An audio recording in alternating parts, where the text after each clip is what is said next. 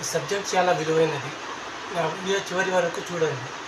నా వీడియోకు like, share, subscribe తప్పకుండా చేయండి.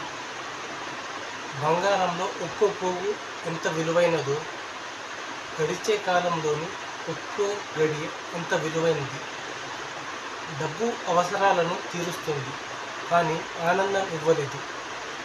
డబ్బు భోజనాన్ని ఇస్తుంది, కానీ ఆకలిని ఇవ్వలేదు. సూర్యుడు లేకపోతే పగలు రాదు, వెన్నెల లేకపోతే జాబిలి రాదు, మబ్బు లేకపోతే వాన రాదు, గురువు లేకపోతే జ్ఞానం రాదు. పుష్పించిన పువ్వు వాడిపోతుంది, పండు బారిన ఆకు రాలిపోతుంది. వెన్నెల కురిపించే జాబిలి తెల్లవారగానే అస్తమిస్తుంది. వసంతం వెళ్ళగానే కోయిల స్వరం మూగబోతుంది, కానీ మన స్నేహం చిరకాలం నిలిచిపోతుంది. విశ్వం నువ్వు లేవని తెలిస్తే నా గుండె ఆగిపోతుంది. ఎస్, నా విశ్వానికి నా మనస్ఫూర్తిగా 30 సార్లు చాలా కృతజ్ఞతలు.